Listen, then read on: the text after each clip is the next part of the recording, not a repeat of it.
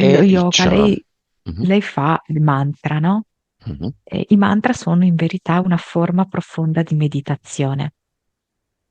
È anche vero che quando si mantreggia in sanscrito, cioè, per noi è molto difficile sapere qual è la vera traduzione, no?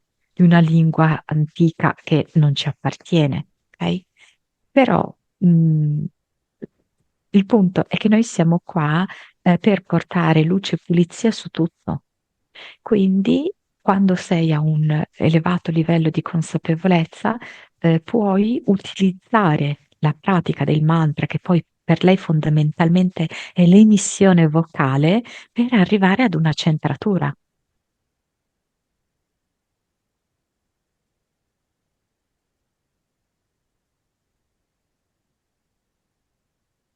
Ed è quello che fa Licia. Il momento in cui è saltato prendere l'oro è legato a Licia e alle sue entità? Sì, anche perché non vorrebbero che lei vedesse l'oro,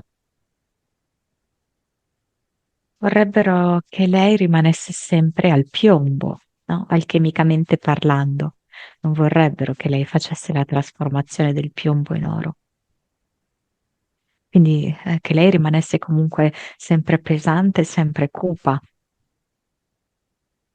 non che brillasse come l'oro, non che fosse preziosa come l'oro, luminosa come l'oro.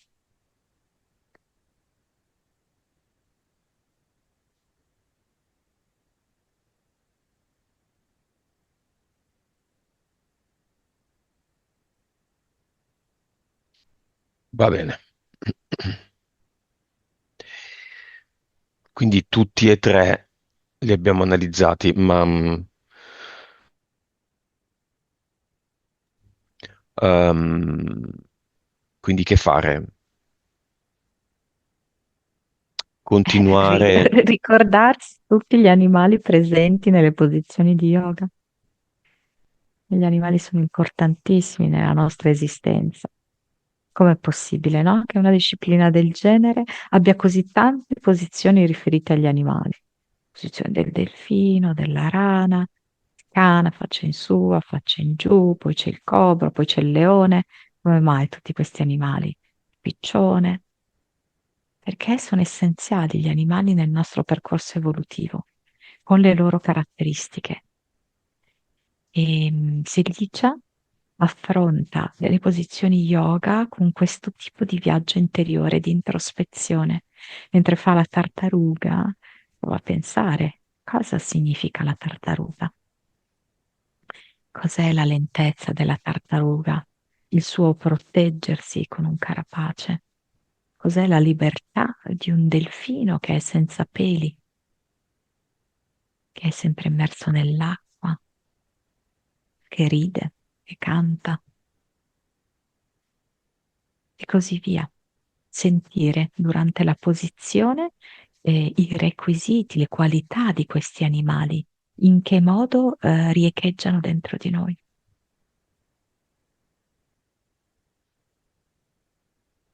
Monica Liccia vuole uscire dalla Matrix.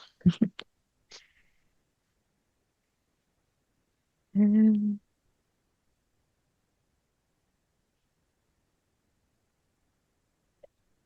e, allora, io non glielo so dire perché ci sono anch'io dentro.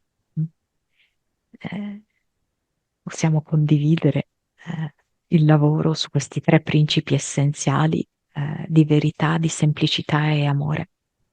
Applicare ciascuno di questi tre principi il più possibile alla nostra esistenza ci permette di uscire dalla Matrix. Quindi provare a portare luce su tutte le bugie che noi raccontiamo a noi stessi, che noi raccontiamo agli altri e portare luce anche sulle bugie che gli altri raccontano a noi. Vivere nella semplicità, cercare quindi di evitare tutte le complicazioni, tutti i pensieri contorti, che alla fine, ritorno al principio precedente, sono solo delle bugie. e cercare di far trionfare l'amore in tutti i suoi aspetti, in tutte le sue possibili declinazioni verso qualunque aspetto della vita, soprattutto verso noi stessi, anche verso i periodi della vita in cui non ci siamo piaciuti tanto. Gli Questo è animali, il modo migliore. gli E animali gli possono animali essere d'aiuto. d'aiuto, eh sì, infatti io gliel'ho data una chiave di lettura e di approccio proprio. Ehm, Gli animali nel senso non solo fisico, quindi gli animali che noi possiamo davvero incontrare nella nostra vita, ma anche proprio in senso simbolico. E chi pratica yoga può arrivare a sentire, no, l'aspetto eterico, simbolico, sottile degli animali, nelle loro qualità, nelle loro caratteristiche. In lei, per esempio, ho visto che per anni è come se fosse stata un cerbiatto, quindi un cucciolo di cervo, emotivamente ferita perché un cacciatore ha ucciso la mamma.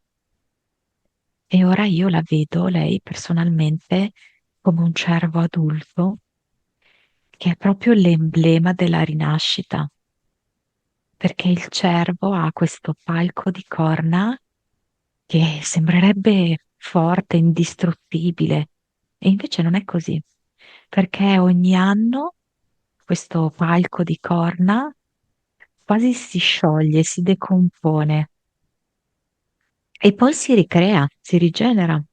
Poi se non sbaglio più o meno è questa la stagione in cui si rigenera, no? E si inizia a rigenerare. Mi sembra che le perdono verso la fine dell'inverno e poi con la primavera iniziano a rigenerarsi le corna che adesso noi scioccamente lo associamo al tradimento, e Mm. invece nel caso del cervo è simbolo di forza, di maestosità, di fierezza, di potenza e appunto di rinascita, di rinnovamento.